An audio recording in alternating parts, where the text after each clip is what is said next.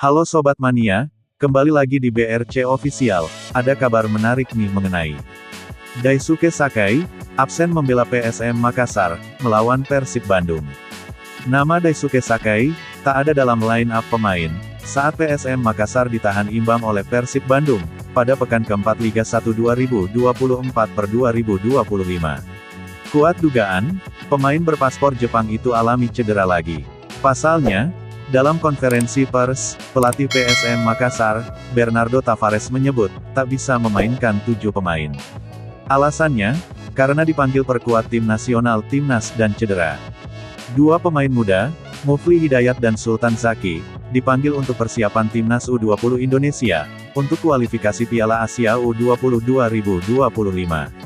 Satu nama lagi, Tito Odeng Okello dipanggil membela Timnas Sudan Selatan, di kualifikasi Piala Afrika 2025. Sedangkan 3 pemain PSM Makassar, dibekap cedera yaitu, kiper Reza Arya Pratama, gelandang M. Arfan dan penyerang Andi Harjito. Mereka masih dalam tahap pemulihan cedera.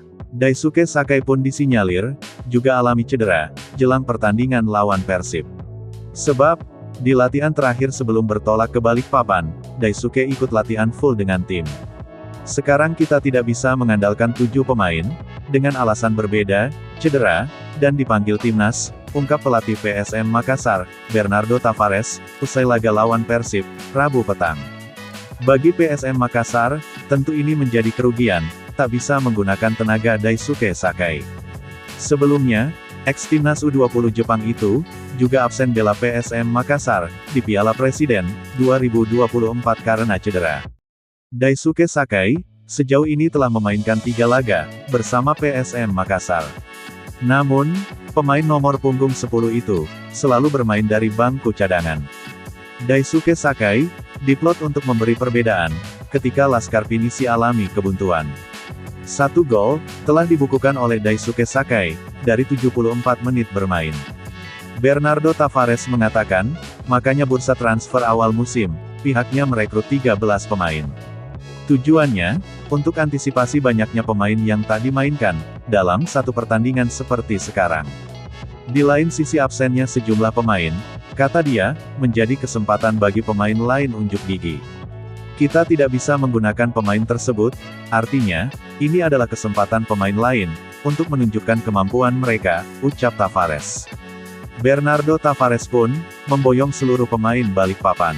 Apalagi, mereka harus menjalani pertandingan padat, di bulan September ini. Dalam 19 hari bermain, 5 pertandingan. Menurut Bernardo Tavares, melewati pertandingan padat tak mudah. Sebab, skuadnya banyak diisi pemain muda, yang belum banyak memiliki pengalaman, di Liga 1. Kita adalah tim yang mempunyai rata-rata usia paling muda. Makanya, saya minta supporter datang mendukung kita, sebutnya. Nah itu dia sobat untuk update kabar hari ini, bagaimana pendapat kalian sobat? Tulis pendapat kalian di kolom komentar ya sobat, dan jangan lupa like, komen dan subscribe.